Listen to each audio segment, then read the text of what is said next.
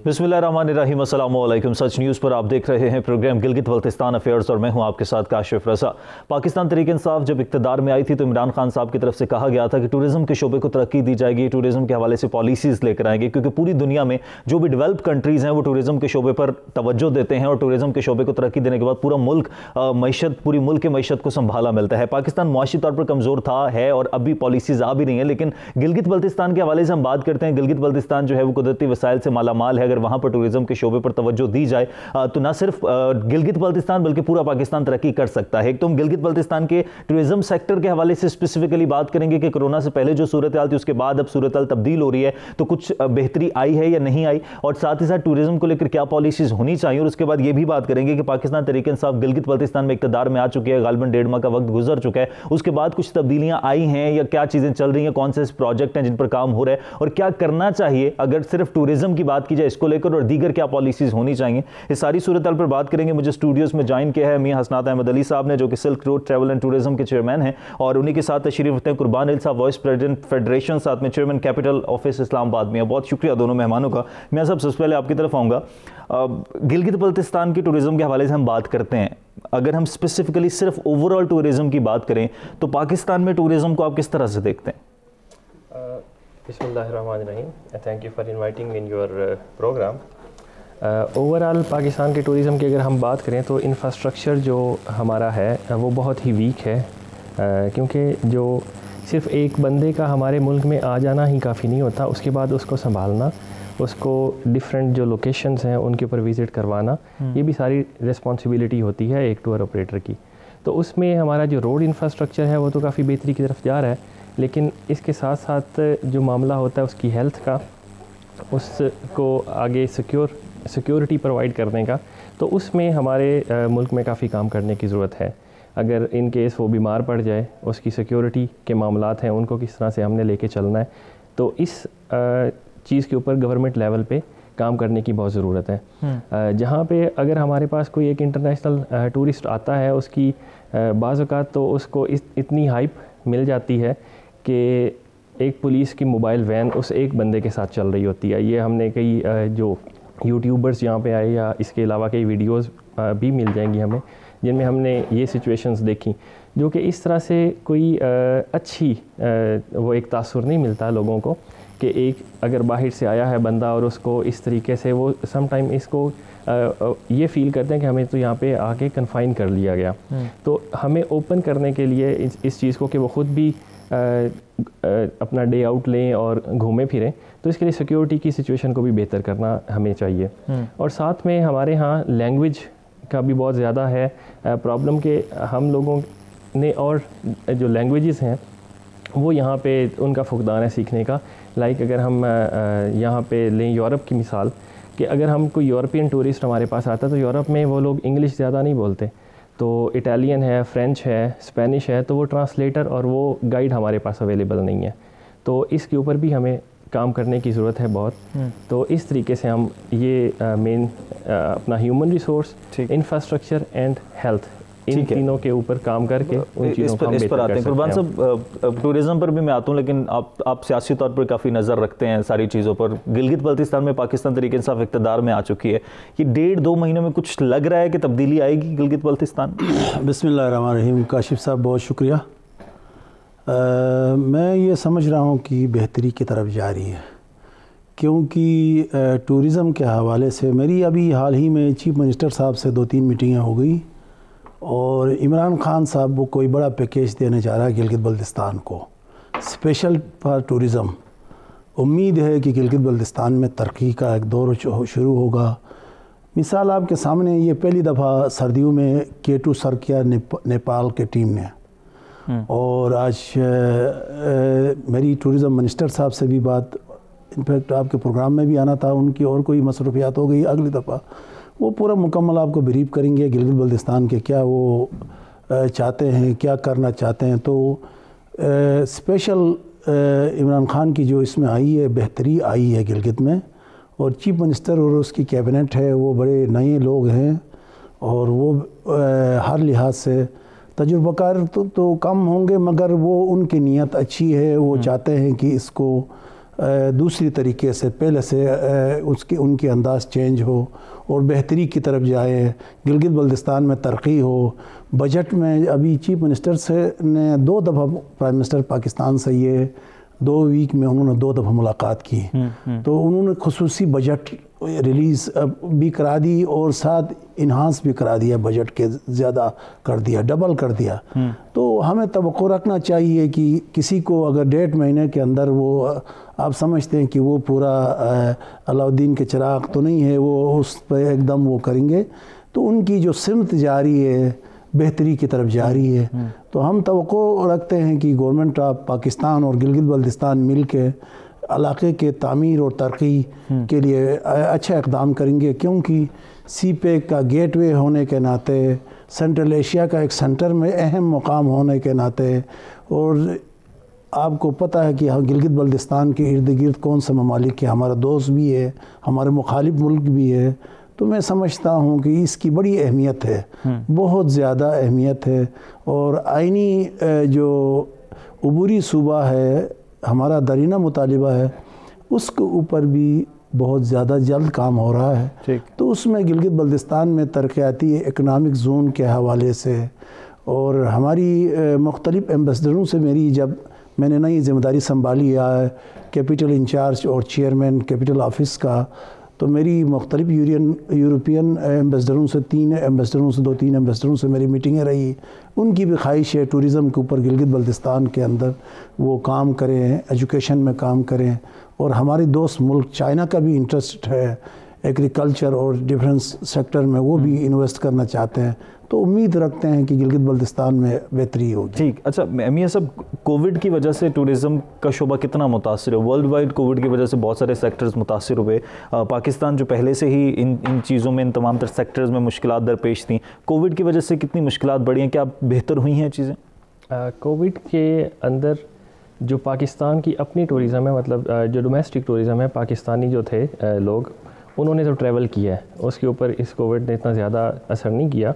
ہاں، گورنمنٹ نے جہاں پہ لاک ڈاؤن کا اعلان کیا، وہاں پہ تو لوگوں نے اوبے کیا لاک ڈاؤن کو، لیکن جہاں پہ بھی ان کو موقع ملا لوگوں نے جانے کی کوشش کی۔ ہاں، انٹرنیشنلی جو معاملات ہیں وہ تو سب کے سامنے ہی ہیں کہ کووڈ کی وجہ سے بارڈرز ہی اوپن نہیں ہیں، تو وہاں پہ کوئی بندہ جا نہیں سکتا، اور اس طرح کوئی ٹورزم کی ایکٹیویٹیز ہمیں خاطر خواہ نظر نہیں آئیں۔ اچھا، ٹورزم سے کتنا ریونیو، ایک رفلی اندازے کے مطابق اسٹیمیٹڈ کتنا ریونیو جنریٹ ہوتا ہے، اور کیا گلگت بلتستان کو اسپیسیفکلی ٹورزم کے لیے کوئی بجٹ مختص کیا جاتا ہے کہ یہ صرف ٹورزم پر ہی لگے گا؟ گلگت بلتستان کے ٹورزم کے حوالے سے جو اس طرح فگرز ہمارے سامنے ابھی نہیں آئیں، کیونکہ جو نئے پیکج جو گورنمنٹ اناؤنس کرنے جا رہی ہے وہ ابھی تک اس سے پہلے ماضی کی کیا صورتحال رہی ہے؟ ماضی میں بھی یہ ایک طرح سے سمجھ لیں کہ اتنا اس کے اوپر خرچ نہیں کیا گیا۔ وہاں پہ جو لوگ تھے وہ اپنی مدد آپ کے تحت ہی انہوں نے اپنے جو گھر ہیں انہیں کوئی ہوٹل کی شکل دی، پینگ گیسٹ جو ہیں ان کو اپنے پاس انوائٹ کیا، اور گورنمنٹ کی طرف سے جو ہے وہ اس میں نیگلیجنس ہے، اتنا کوئی توجہ نہیں دی گئی، لیکن اب کی گورنمنٹ جو ہے وہ بہت زیادہ اس کے اوپر کام کر رہی ہے۔ اچھا قربان صاحب، یہ ہم ہمیشہ پروگرامز میں بات کر رہے ہوتے ہیں، ٹورزم کی بات کرتے ہیں، دیگر جتنے بھی معاملات ان پر بات کرتے ہیں کہ جی توجہ نہیں دی جاتی، حالانکہ یہ تمام تر معاملات ایسے ہیں جن پر اگر تھوڑی سی بھی توجہ دی جائے تو بلکہ بہت ساری چیزیں بہتر ہو سکتی ہیں۔ کیوں توجہ نہیں دی جاتی؟ کہاں پر لیک ہو جاتا ہے؟ وفاق میں ایشوز آ جاتے ہیں، یا گلگت بلتستان کی جو وہاں کی جو لوگ اقتدار میں ان کے ایشوز آ جاتے ہیں، جبکہ دونوں طرف ایک ہی جماعت اقتدار میں؟ جی بالکل، آپ نے صحیح فرمایا۔ میں یہی کر رہا تھا کہ ابھی جو منسٹر صاحب تھے ان سے میں یہی بات کر رہا تھا، بڑا ینگ اور بڑا انرجیٹک اور سوجھ بوجھ رکھنے والا، وہ کل سکردو سے آیا ہے، آج وہ یہاں میٹنگیں کر رہا ہے، پھر کل گلگت جا رہا ہے، پرسوں صدر پاکستان جا رہا ہے، ادھر سکینگ کے ادھر جو نلتر میں جو مقابلے ہو رہے ہیں۔ تو پہلے کوئی اس طرح کی توجہ نہیں دی جاتی تھی کہ جب منسٹر ٹورزم کا منسٹر ہوتا ہے اس کی بڑی ذمہ داری ہوتی ہے، اس کے بعد فیڈرل سے آپ نے مطالبہ کر کے ان سے نکالنا، آپ نے بجٹ نکلوانا، آپ نے ان سے مدد لینی ہے۔ گلگت بلتستان کی ابھی نہیں کوئی جنریشن تو نہیں ہے، بجٹ تو نہیں ہے اس کا، ہم وفاق پہ انحصار کرتے ہیں. آپ ٹورزم پہ بھی کوئی ایسی ان کے اوپر کوئی ٹیکس وغیرہ نہیں ہے ان سے لیا جائے. چلے آپ نے لوکل لوگوں سے نہ لے لیں. ٹورزم جو باہر سے آ رہی ہے انٹرنیشنل، ان سے تو کم از کم آپ اب دیکھیں سردیوں میں انہوں نے K2 سر کر کے آئے ہیں، اور یہ ریکارڈ ہے، یہ پہلی دفعہ یہ اس طرح ہوا ہے کہ نیپال کی ٹیم آئی ہے، اور بھی لوگ آنا چاہتے ہیں کہ اس کے اوپر ان کو فیسلٹیٹ کرنے کے لیے، اور ان سے باقاعدہ طور پہ لوگ انٹرسٹڈ ہے پاکستان میں ٹورزم کے شعبے میں. گلگت بلتستان تو میں کہتا ہوں کہ سوئٹزر لینڈ سے بھی زیادہ وہ نیچرل ہے. جیسا حسنات صاحب نے کہا کہ آپ کے پاس ان کو ٹھہرانے کا جگہ، ان کے لیے سیکیورٹی کا بندوبست، آپ کو لازمی نہیں ہے کہ آپ نے موبائل میں جو پک اپ کے پیچھے 4 پولیس 2 پولیس رکھ کے آپ ان کو اس طرح ترتیب دی جائے سوٹ کے اندر ان کے ساتھ سیکیورٹی پرائیویٹ طور پہ بندہ ساتھ ہو، وہ گائیڈ بھی ساتھ ہو، اور ساتھ سیکیورٹی کا بھی خیال رکھا جائے. اس کو اٹریکٹ کرنے کے لیے کوئی کام نہیں کیا گیا. ٹورزم کے شعبے کو اتنا زیادہ اہمیت نہیں دیا. دنیا میں چھوٹے سے چھوٹے ملک نے بھی ٹورزم پہ، اب ترکی 80% ٹورزم پہ، دنیا میں بڑے ملک ٹورزم پہ چلتی ہیں. تو ہمیں ان کو اٹریکٹ کرنے کے لیے کوئی، اس سے 9/11 سے پہلے بڑے لوگ آتے تھے گلگت بلتستان میں، ٹریکنگ کے لیے آتے تھے. ان کی مختلف، ہمارے پاس ابھی جو ہنٹنگ ہے اس کے بعد ٹرافی ہنٹنگ ہے، بڑے مواقع دنیا میں مشہور، مطلب جو مارخور ہے گلگت بلتستان میں ہے. تو حکومت کی ذمہ داری ہے، وہ دونوں طرف سے، فیڈرل میں بھی اور صوبائی حکومت کی بھی ذمہ داری بنتی ہے کہ اس کے اوپر. جہاں تک روڈز کے حوالے، گزرا ہوا گورنمنٹ نے بڑی اچھی کام کی. انہوں نے جہاں ٹورزم کا جو جگہ ہیں وہاں تک روڈ بنوا دی، مگر ان کو ٹورزم کو اٹریکٹ کرنے کے لیے کوئی خاطر خواہ آپ تمام لوگوں کے ساتھ، گورنمنٹ کے ساتھ، جیسے عمران خان کوشش کر رہا ہے کہ ٹورزم کے اوپر فوکس کر رہا، اس طرح اگر کوشش کی جائے. پچھلے سال تو کووڈ میں گزر گیا ہمارا، جیسا حسنات صاحب نے بتایا کہ لوکل ٹورسٹ تو گئے ہیں گلگت میں، کچھ نہ کچھ ضرور گئے ہیں. اس سے پہلے تقریباً 2 ملین سے 1.5 ملین لوگ جاتے تھے، تو اس سے بڑی بہتری، گلگت کے لوگ بڑے خوشحال. اور اس سے 4-6 سال پہلے تو بہت زیادہ لوگ تو ہوٹل کو بدل کر کے کچھ اور چیزیں بنا رہے تھے. اب لوگ، ہر آدمی ہوٹل، چھوٹا سا ہوٹل بنا کے لوگ چاہتے ہیں کہ، میں آپ کو بار بار عرض یہ کر رہا ہوں کہ ہمارے پاس ٹورزم ٹریڈ، چائنا ٹریڈ، ہم کل BR کے چیئرمین سے ملے، ہم نے ان سے کہا کہ جی گلگت بلتستان میں یہ مسائل ہے، آپ جو گلگت کے ٹریڈرز کے ساتھ جو مسائل ہیں ان کو حل کر دیں. پھر اسی طرح آپ منرلز اینڈ مائن کے اوپر آپ انٹرنیشنل انویسٹر کو لے کے آئے ہیں، آپ ان کو لے کے آئے تو لوگ بھی خوشحال ہوں گے اور وہاں علاقہ ترقی بھی کرے گا. تو اگر یہ گورنمنٹ اس میں کامیاب ہوگی تو میں کہتا ہوں کہ گلگت بلتستان کی تاریخ بدل جائے گی. ٹھیک ہے، بریک لیتے ہیں، بریک کے بعد واپس آئیں گے. واپس آنے کے بعد گفتگو کا سلسلہ یہیں سے آگے بڑھائیں گے. ہمارے ساتھ رہیے گا.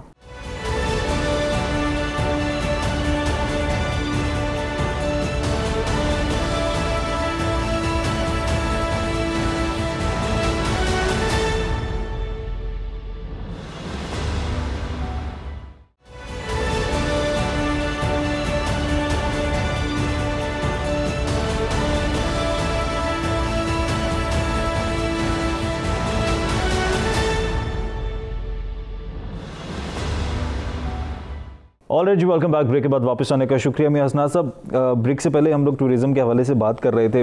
اس پر میں آتا ہوں، جو گورنمنٹ کو پالیسیز لانی چاہیے، مختلف پالیسیز ہیں، ان کو کس طرح سے ڈفرینٹ طریقے سے یوٹیلائز کیا جا سکتا ہے. ٹورزم کو اٹریکٹ کرنے کے لیے، اس کو پروموٹ کرنے کے لیے کیا کرنا چاہیے، یا اب تک جو کیا گیا ہے کچھ ایسا ہوا ہے؟ انٹرنیشنل ٹورسٹ کو پاکستان لانے کے لیے تو پہلے یہ ہے کہ یہاں پہ ہمیں اپنے پاس سائٹس کو ڈیولپ کرنا. ہماری سائٹس ہیں نیچرلی بنی ہوئی، لیکن انڈر ڈیولپڈ ہیں.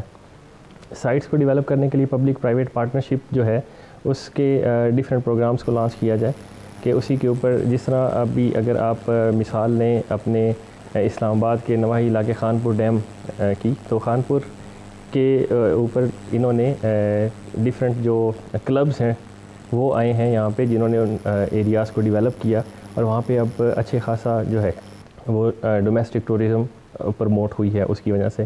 اسی طرح کے جو سائٹس ہیں گلگت بلتستان میں وہ بھی پبلک پرائیویٹ پارٹنرشپ کے تحت آفر کرنی چاہیے گورنمنٹ کو، اور ساتھ ساتھ جو ہے جو ڈفرینٹ طرح کے اسکیمز کی جہاں تک بات ہے تو اس میں ان کو آسان قرضہ جات بھی دیے جائیں، جس طریقے سے ہاؤس لون کی یا کامیاب نوجوان لون لانچ کیا گورنمنٹ نے، تو اسی طریقے سے اس میں ایک یہ شک بھی ہو کہ اگر وہ وہاں پہ کوئی سائٹ ڈیولپ کرنا چاہ رہے ہیں، کوئی چھوٹا درمیانے لیول پہ کوئی ہوٹل بنانا چاہ رہے ہیں، تو اس کے لیے بھی آسان شرائط پہ اور کم مارک اپ ریٹ کے اوپر لون گورنمنٹ پرووائڈ کرے۔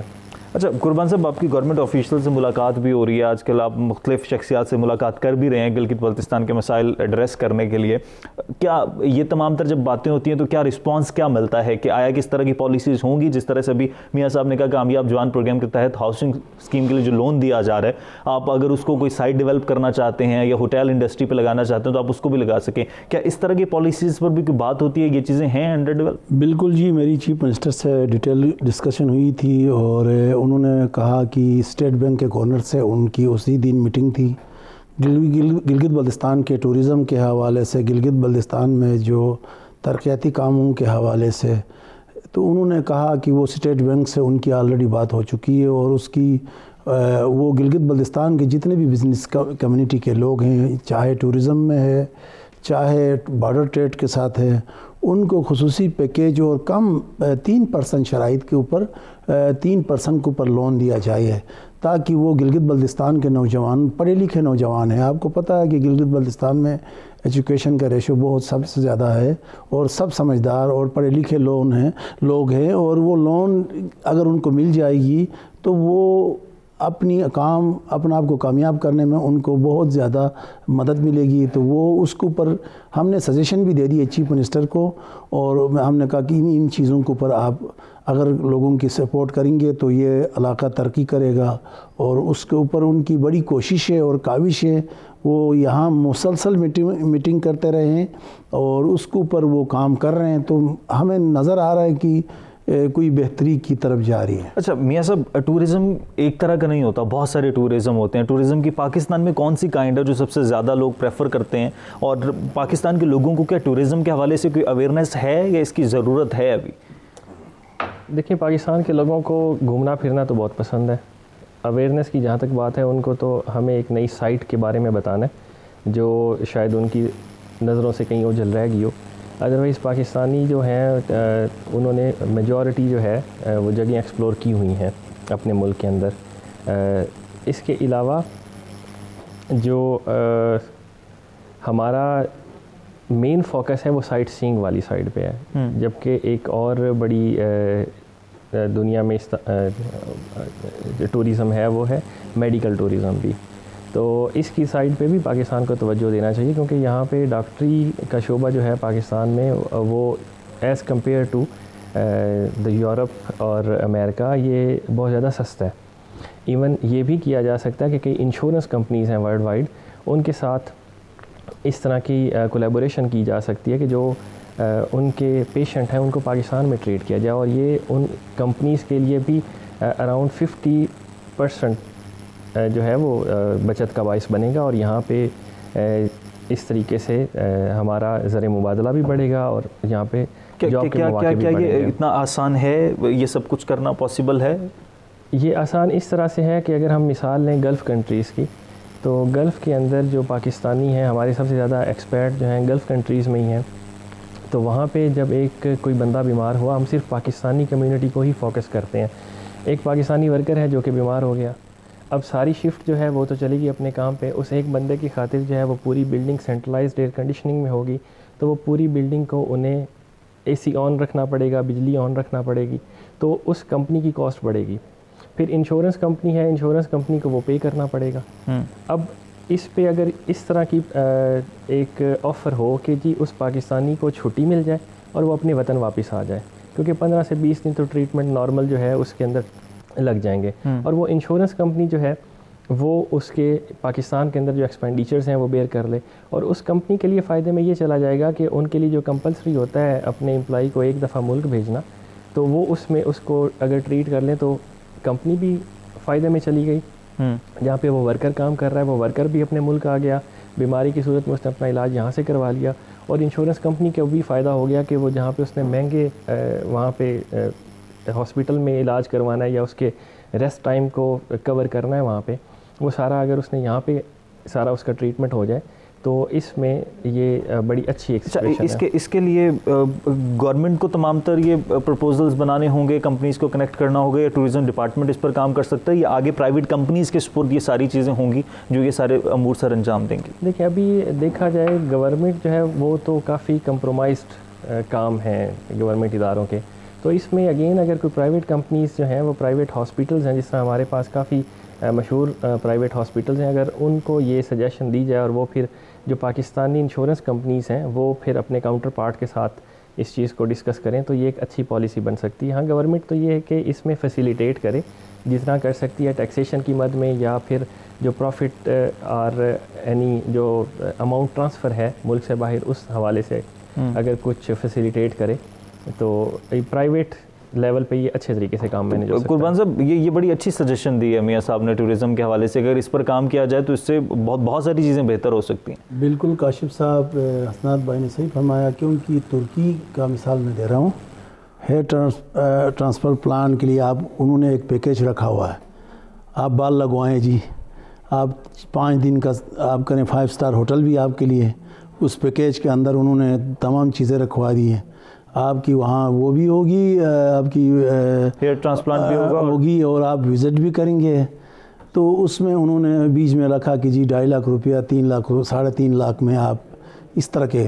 دنیا میں جب ہم گئے لندن جو ٹورزم کانفرنس تھا، دنیا سے کوئی 5000 لوگ آئے تھے، انہوں نے مختلف پیکیجز رکھے تھے، یہ نہیں کہ خالی گھومنا خالی یا آپ نے اس کے اوپر۔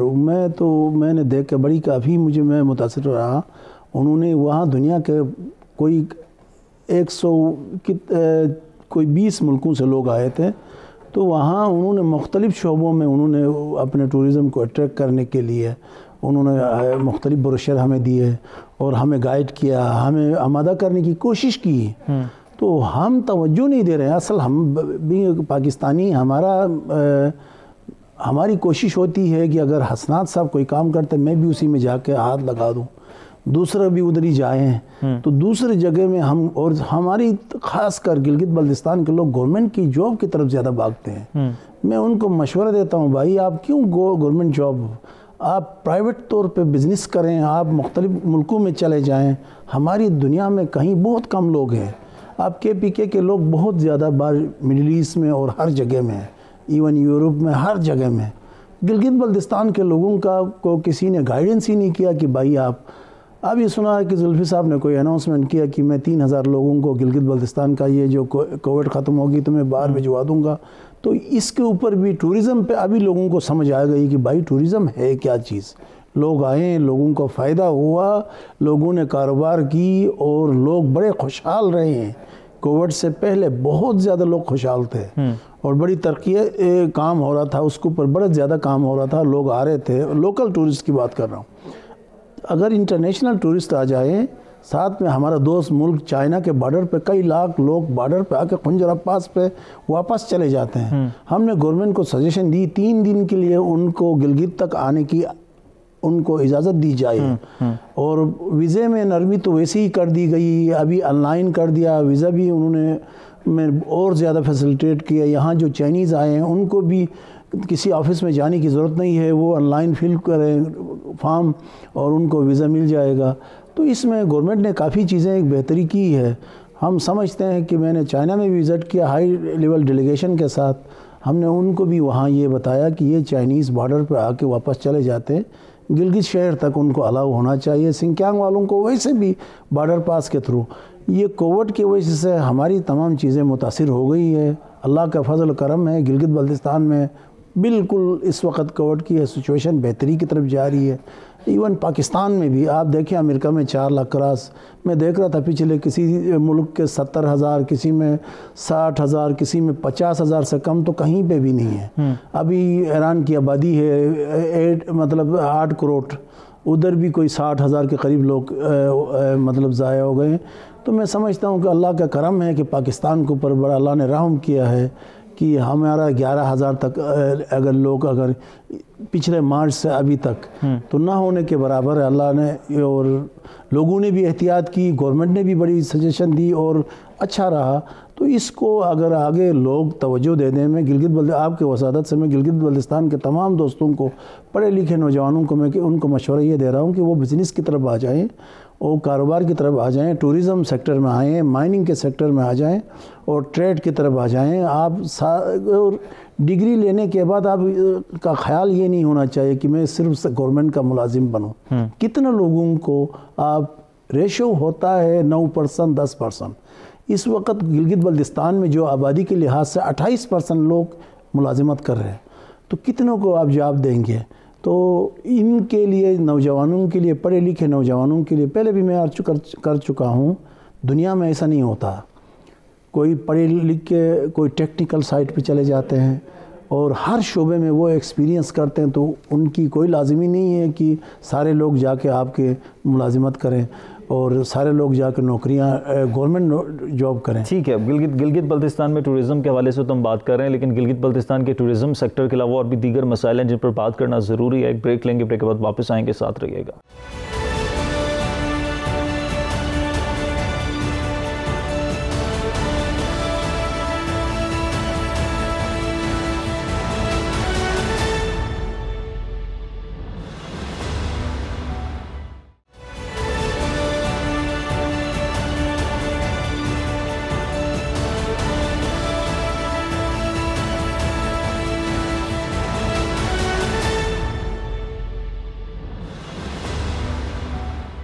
Already welcome back. بریک کے بعد واپس آنے کا شکریہ. میاں صاحب, ٹورزم پر ہم بات کر رہے ہیں, لیکن ٹورزم کے علاوہ گلگت بلتستان کے اور بھی بہت سارے مسائل ہیں. لٹریسی ریٹ کی اگر بات کی جائے تو گلگت بلتستان پورے ملک میں سب سے آگے ہے, لیکن اس کے باوجود وہاں پہ سب سے زیادہ ایشوز ہوتے ہیں. نوجوان نسل کو لے لیں, روزگار کا مسئلہ لے لیں, ٹورزم کے ایشوز ہم آلریڈی ڈسکس کر رہے ہیں. دیگر گلگت بلتستان میں کیا ایشوز ہیں؟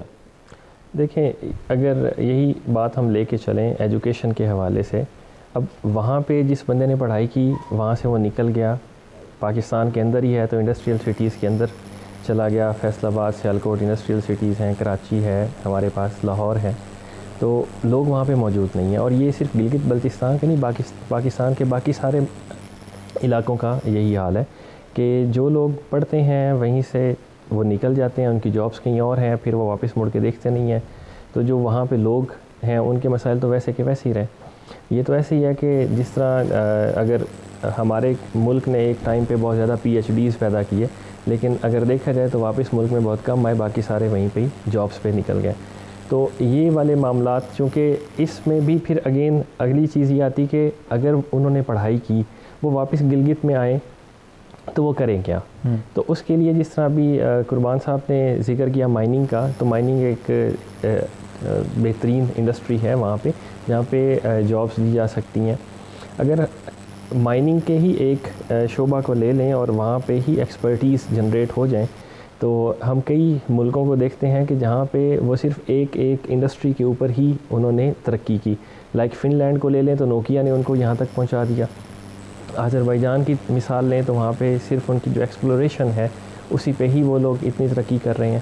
تو گلگت بلتستان کا جو ایریا ہے یہاں پہ جو مائننگ کا ہے, وہاں پہ ڈیفرنٹ قسم کی معدنیات ہیں, ان کی ایکسپلوریشن کے اوپر گورنمنٹ اگر جلد کوئی پالیسی بنائے اور ان معاملات کو آگے لے کے چلے تو اس ہیومن ریسورس کو وہیں پہ ہم ریٹین کر سکتے ہیں اور ان سارے معاملات سے ہم نجات حاصل کر سکتے ہیں. ٹھیک. قربان صاحب, مائننگ کے حوالے سے پچھلے حکومتوں کی بھی اس طرح سے توجہ نہیں رہی, کوئی پالیسیز نہیں رہی. ابھی یہ بات کی جا رہی ہے کہ پاکستان تحریک انصاف کو مائننگ کے حوالے سے پالیسیز بنانی چاہیے, انٹرنیشنل انویسٹر کو بھی اٹریکٹ کرنا چاہیے.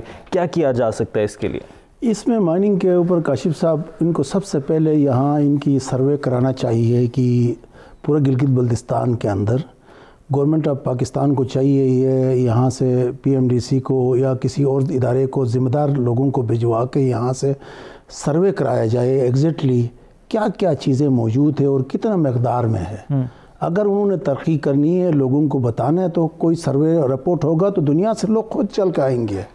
آپ کا وہ سروے کوئی ایتھینٹک ادارے سے سروے ہوگا, آپ کسی سٹاک ایکسچینج میں ڈال دیں گے تو لوگ خود بخود اس کی شیئر بک جائے گی, وہ مائن اپنے جگہ میں رہے گا. وہ انٹرسٹ ظاہر کریں گے کہ جی ہم یہاں کے انویسٹ کرنا چاہتے ہیں, اور وہاں کے لوکل لوگوں کو بھی فائدہ ہوگا، کیونکہ کمیونٹی کا شیئر کمیونٹی کو ملے گا، گورنمنٹ کا شیئر گورنمنٹ کو ملے گا، انویسٹر کا شیئر انویسٹر کو ملے گا۔ سب سے پہلے آپ کو پتہ ہونا چاہیے، ہمیں تو چیزیں بہت زیادہ ہے، گلگت بلتستان میں کاپر ہے، لیٹ ہے، اینٹی منی ہے، پھر جیم سٹون ہے، مختلف دھات ہے، ہر قسم کا ہے، آئرن اور ہے، مگر کیا ہے کتنا مقدار میں ہے۔ لوگ کہتے ہیں، سوال کرتے ہیں، یار آپ نے کوئی سروے کرایا؟ کچھ لوگوں کو مائننگ کا لیز بھی دیا گیا ہے، تو پھر انویسٹر پوچھتے ہیں کہ بھائی کتنا مقدار میں ہے، کیا چیز موجود ہے۔ اب وزیرستان میں اس وقت کاپر کی پروسیسنگ ہو رہی ہے، وزیرستان جیسے علاقے میں، گلگت بلتستان میں کچھ بھی نہیں ہے، اور لوگوں کو پتہ نہیں ہے کہ بھائی مائن کے لیز بھی دے رہے ہیں کہ جی کسی زمانے میں گورو نے یہاں سروے کیا تھا، اس کی بارے میں بھی اصل وہ چیزیں بھی لوگوں نے چھپا کر رکھی ہیں، کچھ لوگوں کو پتہ ہے۔ اچھا پی ایم ڈی سی نے کوئی سروے کیا تھا، وہ بھی لوگوں نے مطلب چند لوگوں نے کہا کہ نہیں کسی کو پتہ چلے گا تو یہ خزانے پھر دوسرے لوگ ادھر ہاتھ ڈالیں گے۔ تو گورنمنٹ آف پاکستان کو چاہیے کہ سنسیئرٹی سے کسی انٹرنیشنل ادارے سے سروے کرائے اور وہ پتہ چلے کہ مائننگ کا کون کون سا سیکٹر میں کتنا مقدار ہے، کتنا ذخائر موجود ہے، تو وہ اس کے بعد اگر اس پہ کام کیا جائے، پھر اس کے اوپر ٹرین کرایا جائے۔ ابھی ہماری اکوامرین نکلتی ہے نگر سے اور شگر سے، ہم بلاسٹنگ کر کے نکالتے ہیں، ان کو ٹریننگ کرایا جائے بھائی۔ اب جائکا نے خوبانی کا کس طرح سکھانا ہے، لوگوں کو جاپان لے جا کے ان کو ٹریننگ کرا دیا۔ اب دنیا میں ہماری خوبانی جاری ہے، خشک کر کے لوگ بھجوا رہے ہیں اچھے طریقے سے۔ تو ہمارے مائننگ کے اوپر مختلف کنٹری انٹرسٹڈ ہے، ایران والا کہتے ہیں ہم ٹریننگ کرائیں گے، آذربائیجان، مختلف ملک جس طرح اب آپ کو پتہ ہے کہ سعودی عرب میں پہلے جب تک پتہ نہیں تھا لوگوں کو، اس کا ہسٹری آپ کو پتہ ہے کہ سعودی عرب کا کہ جو لوگوں کو پتہ ہی نہیں تھا کہ کتنا تیل ہے، کتنا گیس ہے، اس کے بعد آ کے لوگوں نے انویسٹ کیا، ترقی ہو گئی سعودی عرب کا۔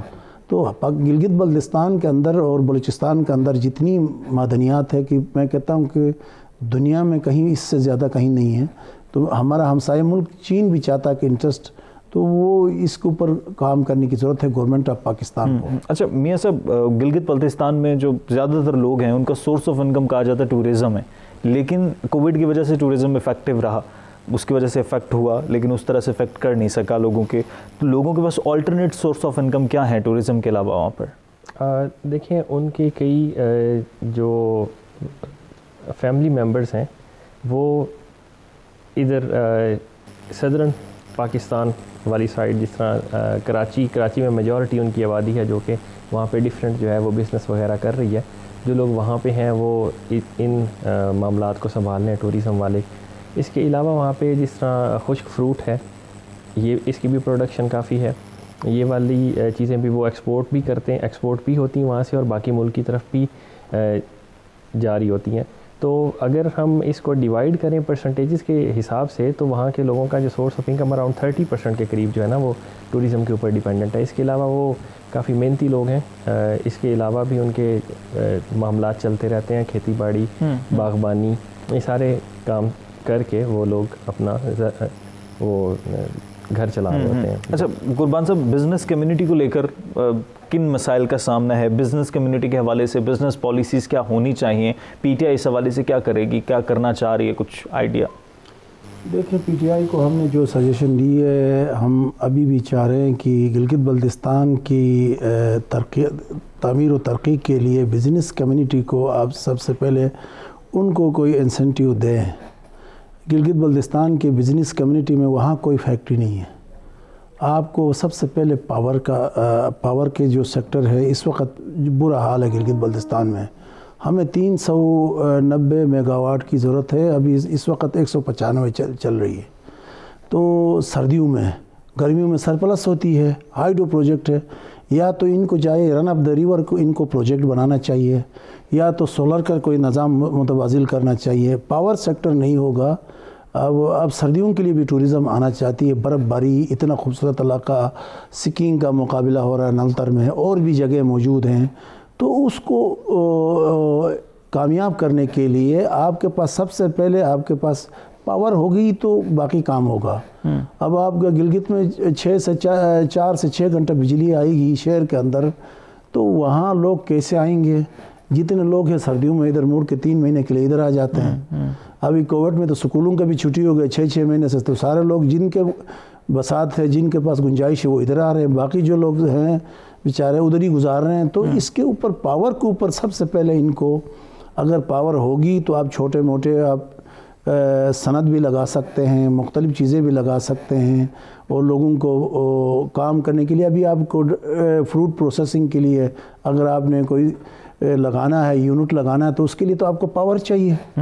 اور آپ کوئی اس کے اوپر تھرمل پہ یا اس کے اوپر تو آپ کامیاب تو نہیں ہو سکتے ہیں. ہنزا میں اس وقت 2 گھنٹے بجلی نہیں آ رہی ہے. تو یہ سب سے پہلے اس حکومت کو گلگت بلتستان کا پاور سیکٹر کو ٹھیک کرنا چاہیے, اور اس وقت بہت زیادہ کمی ہے. اور گلگت بلتستان کے اگر پاور سیکٹر کو ٹھیک کر لیا جائے تو پورے پاکستان میں جو الیکٹریسٹی شارٹ فال ہوتا ہے وہ ختم کیا جا سکتا ہے. جی گلگت بلتستان میں اتنا مواقع ہیں کہ پاور کے اوپر آپ کی بونجی میں آپ کا جو ٹنل کے ساتھ آپ کا کوئی 7000 میگا واٹ کا اس کے اوپر سروے بھی ہو چکا, مکمل ہو چکا.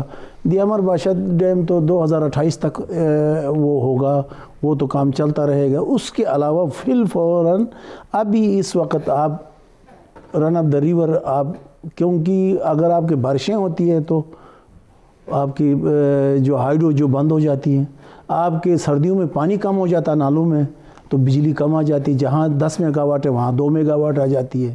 تو اس مسئلے کا حل کرنے کے لیے متبادل کوئی آپ سولر کا نظام ہے, آپ سولر لگا دیں, ون پاور کے اوپر آپ کام کر سکتے ہیں.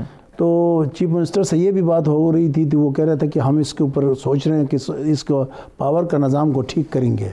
تو میں سمجھتا ہوں کہ اگر ان کو سب سے پہلے یہ پاور کا نظام ٹھیک ہوگا تو مائننگ سیکٹر بھی چل سکتا ہے.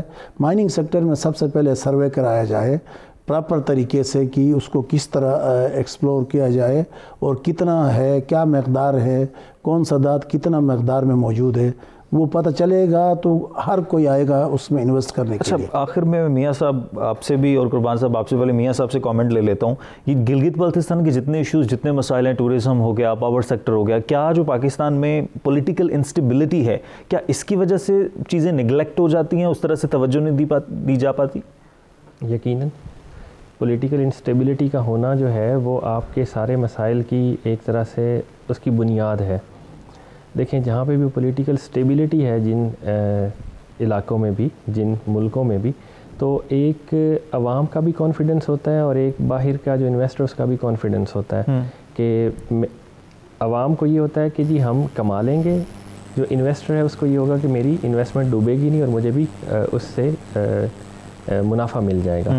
تو پولیٹیکل سٹیبلٹی کا ہونا تو بہت ضروری ہے. لیکن جو آج کل کے ہم حالات دیکھ رہے ہیں کہ اپوزیشن اور گورنمنٹ کے آپس میں جو رسا کشی چل رہی ہے, تو یہ بہت مشکل جو ہے وہ اکانومی کے حساب سے سچویشن کریٹ ہو چکی ہے اور ہونے بھی جا رہی ہے مزید. قربان صاحب, سیاسی طور پر مستحکم نہ ہونے کی وجہ سے گلگت بلتستان کتنا متاثر ہو رہا ہے؟ دیکھیں سیاسی مستحکم کے ساتھ ساتھ میں آپ کو گلگت بلتستان میں جو میں سب سے پہلے چاہتا ہوں کہ عبوری آئینی صوبہ, اگر آپ کی عبوری آئینی صوبہ ہوگا تو انٹرنیشنل بھی آ کے انویسٹ کرے گا, چائنا ہمارا دوست ملک بھی انویسٹ کرے گا.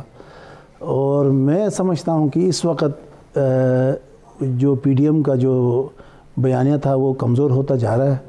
امید ہے کہ یہ پولیٹیکل معاملات اچھی طریقے سے آگے چلیں گے, کیونکہ اگر ملک میں پولیٹیکل سسٹم کے اوپر اگر امن امان برقرار نہیں ہوگا, آپ روزانہ لوگ آ کے دھرنے کریں گے, روزانہ آ کے اگر اس طرح کی ہوں گی ایک دوسرے کی وہ اچھالتے رہیں گے, تو میں سمجھتا ہوں کہ یہ ملک کے لیے نقصان دہ ہے. جس کی بھی حکومت ہو ان کو اپنے ٹائم دیا جائے, اس کے بعد اگر ان کی کارکردگی نہیں ہے تو ان کو اگلی دفعہ بالکل نزدیک بھی نہیں آنا چاہیے. میں تو یہ سمجھتا ہوں کہ گلگت بلتستان کی واحد حل سب سے پہلے ہماری قومی اسمبلی اور سینٹ میں ہماری نمائندگی ہو, اور اس کے بعد گلگت بلتستان کے ترقی میں جو ایشوز ہیں, کیونکہ ان کو ضرورت نہیں ہے کہ گلگت بلتستان کی طرف دیکھنے کا, ان کا کیا انٹرسٹ ہو سکتا ہے. تو میں یہ آخر میں یہ آپ کے وسادت سے میں کہتا ہوں کہ پی ٹی آئی کو گورنمنٹ کو چاہیے کہ جتنا جلد ہو سکے یہ گلگت بلتستان کا جو محرومی ہے اس کو ختم کیا جائے, اور اس کو گلگت بلتستان کے جو لوگ ہیں ان سے یہ تاکہ وہ سمجھیں کہ نہیں ہم پاکستان کے سچے شہری ہیں اور محب وطن پاکستانی ہیں, ہمارے ساتھ کوئی ایسا نہیں. Got your point. Thank you very much. قربان علیل صاحب, میاں حسنات احمد علیل صاحب ہمارے ساتھ موجود تھے. ٹورزم پر بات کر رہے تھے, گلگت بلتستان کے دیگر مسائل پر بات کر رہے تھے. جب تک ایوان بالا ایوان زیریں میں گلگت بلتستان کو نمائندگی نہیں ملتی, گلگت بلتستان کے مسائل اس طرح سے ایڈریس ہو نہیں سکتے. اور جب تک ملک میں سیاسی طور پر استحکام نہیں آتا تب تک نہ صرف گلگت بلتستان بلکہ پاکستان کے دیگر مسائل بھی حل نہیں ہو پاتے. آج کے پروگرام سے اجازت دیجیے. اللہ نے کے بعد.